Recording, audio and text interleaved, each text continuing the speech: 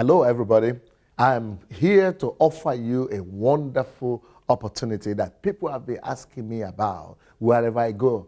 People are asking me, how can we see the same move of God in our country as is happening in the Ukraine? Will you come and do a conference? Will you come and preach in our church? And the invitations are just too many. So that's why I've decided to start a Bible school in every country. So right now we have started one in America, we've started one in France, we've started one in Holland, we've started one in Germany. Now it's time for England. So we're starting a History Maker Bible School in the city of London from September 25th. So I'm inviting everybody that wants to be a part of this great move of God that God is pouring all over Europe, that you should come and be a part of this Bible school. It's just a weekend Bible school, 1 weekend a month. So you don't need to leave your job, you don't need to leave your family, you don't need to leave your church, just one Saturday in a month. You can do that. Please get in touch with us by contacting the telephone and the email on the screen after this program. God bless you and welcome to History Makers Bible School. 300 Christians needed to change the spiritual temperature of this nation forever. Are you one of them? The Bible says creation is waiting for the manifestation of the sons of God. For this end time, you don't have to be a pastor or someone in a leadership position in a church to be part of this great move of God. All you need is a genuine hunger for the kingdom of God to be established on earth. Pastor Sunday Adelaja, the pastor of the largest church in Europe, the Embassy of God, is initiating a move of God in this nation called the History Makers Bible School. The History Makers Bible School takes place only on one Saturday every month to equip you for the next level. It will also be a good opportunity to network with like-minded Christians. You will receive tried and tested keys to church growth and pastoring without tears at the Emmanuel Center, 9 to 23 Marsham Street, Victoria, London, Southwest 1P 3DW. Registration is £40 per session. To register, call 0798 114 6157 or email admin@hmbsuk.org or visit the website at www.hmbsuk.org.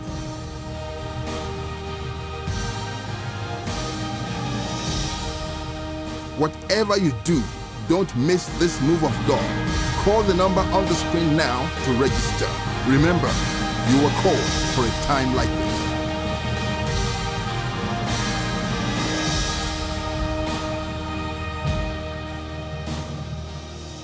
Hello and welcome to the program. The program you're about to see will challenge your Christianity. And if you thirst for the things of the kingdom, it will spur you onto higher heights in God. And it is about a ministry which is actually the largest in Europe, known as God's Embassy. And the senior pastor of the church is here with me to talk about what this organization is all about. Why is there so much happening within the organization? What kind of impact it's having? And also, how can you gain or learn from what they have done for you to take your own territory to the glory of God? You know what? Sit back and watch. And remember, you can always get copies of this material because we're going to be talking in depth about Embassy of God here in Kyiv, in the Ukraine. God bless you as you continue to watch. Welcome to the program, Pastor Sunday. Thank you so much, Pastor Yemi, and it's a privilege to have you in the Ukraine. You came all the way to the Ukraine to have this session with me, and I appreciate it deeply. Thank you so much. So really, to get us going, I just wanted to check with you, to talk about your life, where you started from. I've been fellowshipping with you. I've heard a lot of things that are mind-boggling. How, when you were younger, you were being looked after by family members who were very rich, and then all of a sudden, something went wrong, and then you ended up actually going on the farm to collect firewood, to sell in town, and also to prepare what we call the liquid pap, which is known as ogi in Yoruba, and you prepare the item to go sell to people for breakfast. So tell us, we want to know what your background is like so that people can have an idea, where you're coming from, so that when you're preaching the way you do today and you're talking the way you talk and you face the kind of persecution you're facing, they'll get to understand exactly what's going on in your mind. Well, I grew up in a very small village of 40 houses. Maybe it's better or it's safer to call that not a village, maybe even a hamlet, because it's so small and you know everybody in that village, mainly older people and then children. So I'm a village boy. I come from a very remote village, even though our village is only 2 hours from Lagos, but I never got to see Lagos until I was about to leave the country when I got my scholarship. So just living 2 hours from Lagos, then about 1 hour, 45 minutes to Ibadan, yet I couldn't get out of my village. I didn't have an opportunity to get out of my village to even see the city in whatsoever form. So I was growing up in the village. Our family was averagely well-to-do initially when I was smaller, because the senior members of the family were, well-read. One of the youngest doctorate degree holder in the country, in Nigeria, was my senior brother, you say, or my cousin. And then the second cousin was working in the Ministry of Finance and Statistics. And then the other one, who was a lady, she was the wealthiest of all. She was well-to-do, a business tycoon lady in Ibadan. So, dealing in textile and selling, and she was really well-to-do. But all that stopped. All that came to an end when I was 6 years old. Just in a period of 6 months, we lost all these prominent family members. Wow. In 6 months. So when people talk about deliverance and demonic forces, I know what it is all about. Because witchcraft, this is big-time witchcraft. I mean, the one who was the professor in the University of Ife, the one who was the first doctorate, one of the youngest doctorate, the dark doctor, he was a lecturer at the University of Ife. He was only 34 when he died. Then the younger brother was maybe 29. Then the lady was in between them, and maybe that was maybe 30 something. So talking about what evil spirit could do, and the forces of Satan, we really know. I know what it means, because these people were young, and they were none of them was like sick so much. In 6 months, the first one to die in November was the lady. She had an accident. Then the next month, the following month, the youngest, the brother who was in the Ministry of Finance, had an accident. And then the senior, the one who was the senior's brother, the doctor, he just got sick out of sorrow. He just got depressed, and out of that depression. So between November and May, the whole light of the family went off. I mean, this was a family the next person to that was educated was 16 years old in secondary school. I was in primary school. All other people were in secondary school. We all had to leave school because nobody to pay for our school fees anymore. So that was when my grandmother that I was staying with, who had not worked for several years because she had stopped working, because these children came back and said, no, you cannot have this kind of children and begin to and still continue to work. So they had told her to retire from work, so they were taking care of her. And at the age of 60, she needed to go back to the farm, and not just farming, to get firewood. And I was the only one left in the village with her. So, it got to a time that I didn't have shoes anymore, no slippers even, no canvas, nothing. But prior to this happening, you said these guys were wealthy? Yeah, they were well-to-do. And what sort of lifestyle were you accustomed? Oh, they were bringing, they had the first one, who was the doctor, the first set graduate of University of Nigeria, Nsukka, and he was the top student of that first year graduate. he finished first class with distinction. So he got a scholarship from the federal government to go study in France. So he finished the University of Sorbonne. Then from there he met an English lady. Maybe she's watching us now, Aunt Susan. She's based in London now. And married an English lady, then came back to Nigeria. They had 2 daughters. And so, he was well-to-do. He was an advisor to the president of Nigeria at that time, to the head of state, Gowon, and on foreign affairs. He was an expert on that. He was in charge of the institute. He was, freelancing with the Institute of Foreign Affairs in Nigeria and acting as the editor-in-chief of the Nigeria Today, a magazine that they used to publish for foreign embassies of Nigeria all over the world. And so we were well taken care of. The junior brother was taking me in cars to school and all that, teaching me when I was 6, who was in the Ministry of Statistics and Finances. So it was no problem at all. So then, all of a sudden, this whole thing changed, and you found yourself with your grandmother who was not working. So how did you manage those years? It was worse than that, because when my grandmother heard about the death of the third one and the senior one, they're very prominent. He was on TV all the time, commenting on international affairs and all that. So when that happened, this news came out in the main newspaper of Nigeria at that time. It was Daily Times. So it was Sunday Times. They put a picture of all our family members. The front page, it was a front page national news in Nigeria. Wow. So when our grandmother heard about the demise and the death of the last one, she just collapsed. The next 6 to 1 year, I didn't see her because she was in a coma.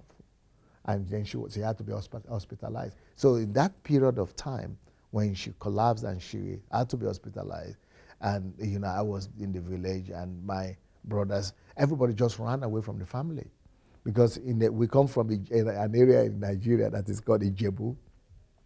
So the rumor that time was that this woman must be a witch. It's not possible. Things like this, it's not possible to happen to one family. In fact, that newspaper article that came out from the Daily Times, Sunday Times, it actually says, is this a tragedy or a curse? So everybody believed in Nigeria that was a curse. It was probably a curse, or it was a form of witchcraft. So, but everybody in the family thought, this family is cursed. You better don't touch them. Don't even move close. Don't even go close to them. So all the friends of the family, all the friends of this, my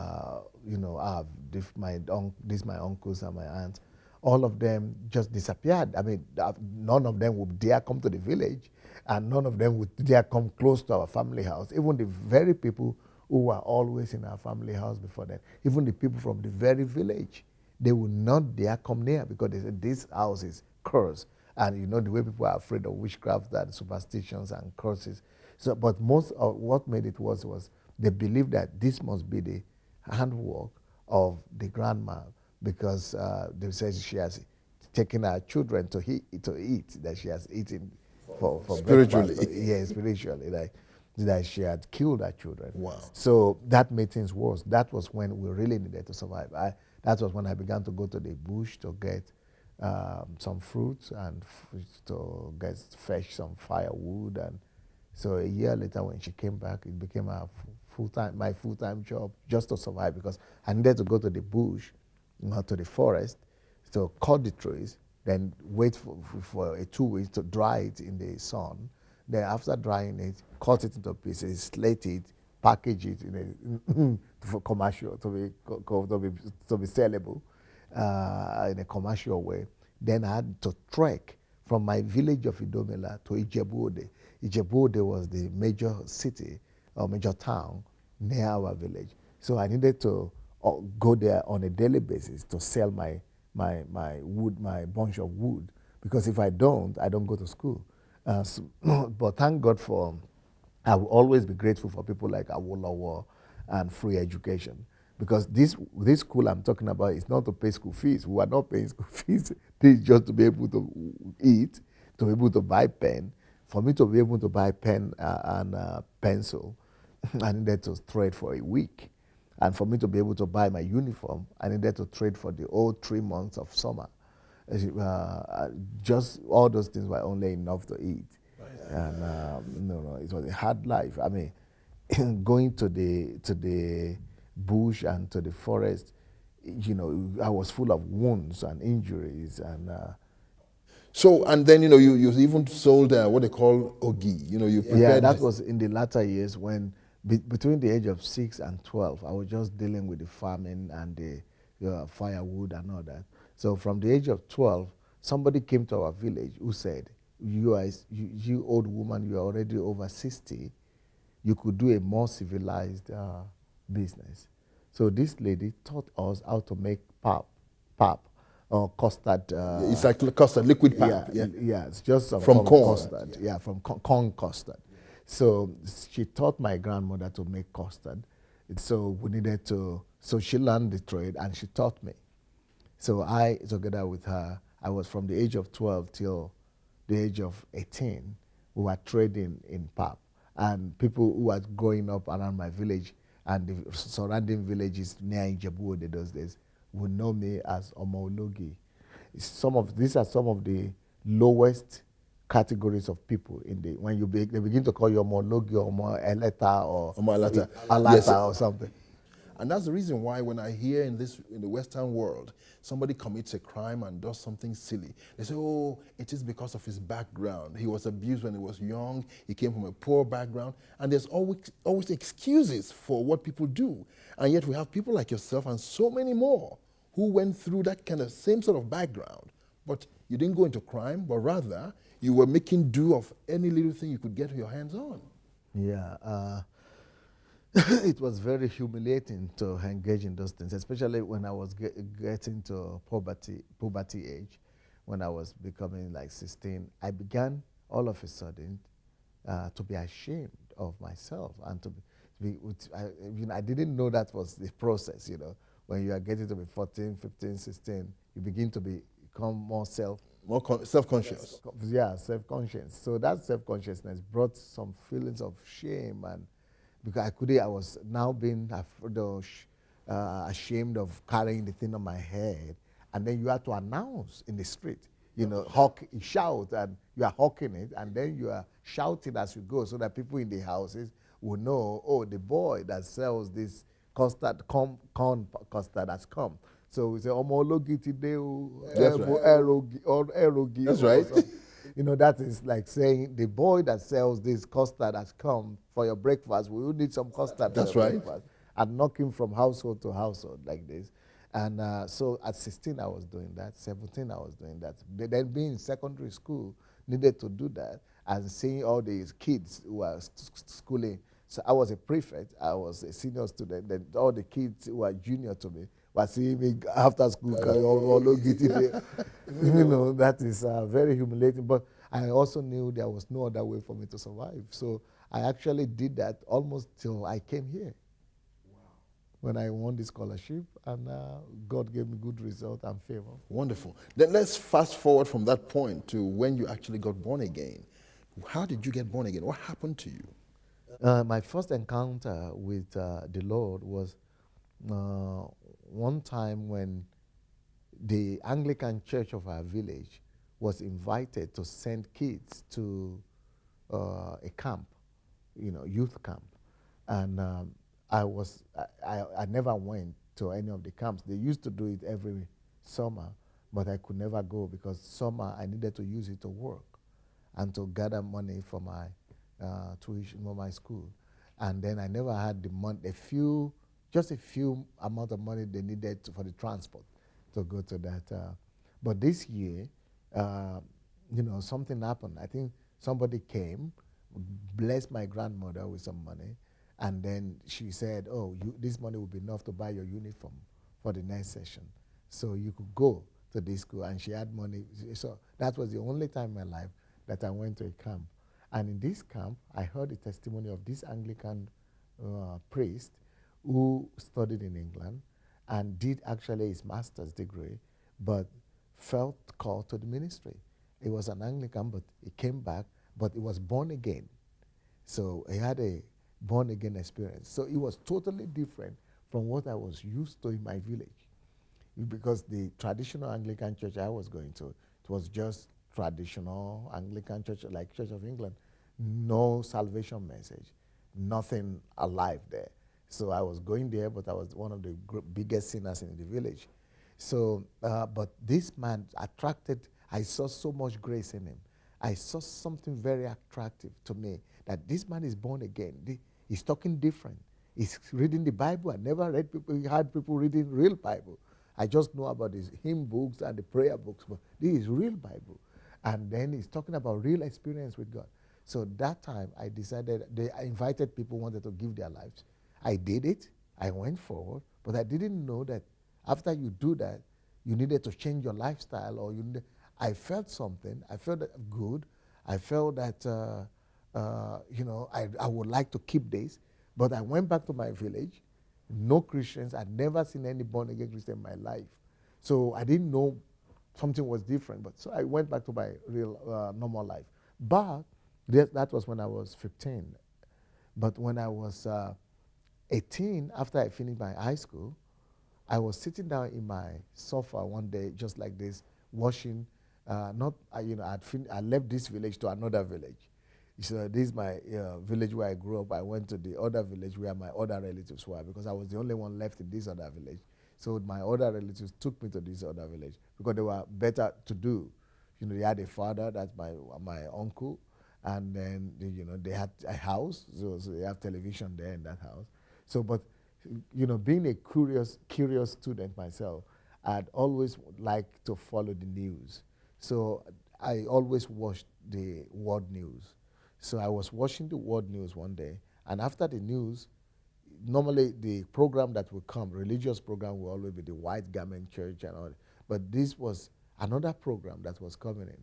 It was one dynamic pastor filling the stadium, and the stadium was jammed with people, and this pastor was in suit and speaking good English with somebody translating to Yoruba language.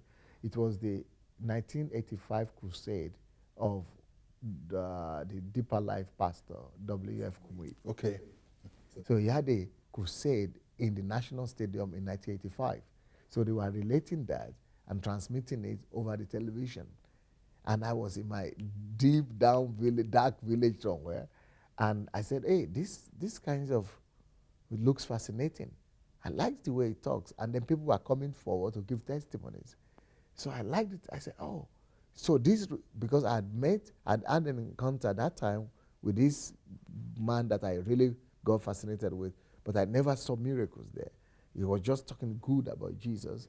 But this time, this man was talking as well about Jesus, but also was showing miracles. Then I heard the gospel for the first time, that if you want, that you could try to receive Jesus. But I was suspicious.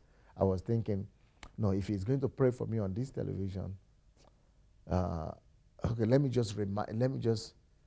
so I decided to just follow the prayers. I followed the prayers. Then I wanted to try it on my own. So after the program finished, I went to my room, and it was dark at night.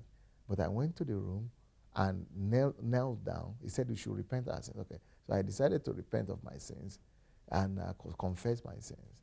I did. As soon as I did, and I said, Jesus should come into my life and wash me with his blood, and something happened to me. I felt as if I had been carrying 200 kilograms of weight. Wow. Before this on my shoulder. I never knew I was carrying anything. It never felt like that. But now I felt so light, as if 200 kilograms of weight fell off my shoulder. As I felt so light, and then I was feeling as if somebody had just washed me, as if every cell of my being was washed clean. I sensed as if the whole room was full of light. I said, oh no, but I put off the light when I was about to pray. I opened my eyes, no light. But I closed my eyes, it was as if there was light. I went out, to the street. I saw the sky. The sky was blue. I couldn't believe it. The sky is blue. I never noticed it. Unbelievable. Well, you know what? I want to just thank you for watching. And this particular program is ended here. But there is a part 2, and there's going to be a part 3. So please make sure you're on the lookout for the second part of it. God bless you. as you continue to watch and put into practice what you have heard. Bye for now. Pastor Sunday Adelaja, the pastor of the largest church in Europe, the Embassy of God, is initiating a move of God in this nation called the History Makers Bible School. The History Makers Bible School takes place only on one Saturday every month to equip you for the next level. It will also be a good opportunity to network with like-minded Christians. You will receive tried and tested keys to church growth and pastoring without tears at the Emmanuel Center, 9 to 23 Marsham Street, Victoria, London, Southwest 1P 3DW. Registration is £40 per session. To register, call 0798 114 6157 or email admin@hmbsuk.org or visit the website at www.hmbsuk.org.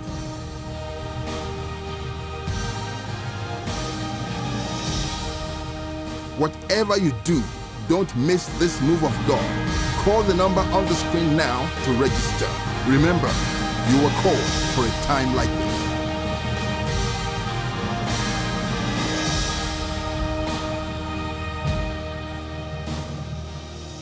Hello, everybody.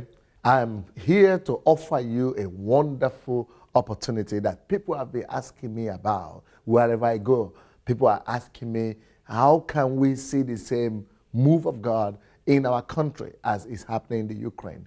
Will you come and do a conference? Will you come and preach in our church? And the invitations are just too many. So that's why I've decided to start a Bible school in every country. So right now we have started one in America, we've started one in France, we've started one in Holland, we've started one in Germany. Now it's time for England. So we're starting a History Maker Bible School in the city of London from September 25th. So I'm inviting everybody that wants to be a part of this great move of God that God is pouring all over Europe, that you should come and be a part of this Bible school. It's just a weekend Bible school, 1 weekend a month. So you don't need to leave your job, you don't need to leave your family, you don't need to leave your church, just 1 Saturday in a month. You can do that. Please get in touch with us by contacting the telephone and the email on the screen after this program. God bless you and welcome to History Makers Bible School.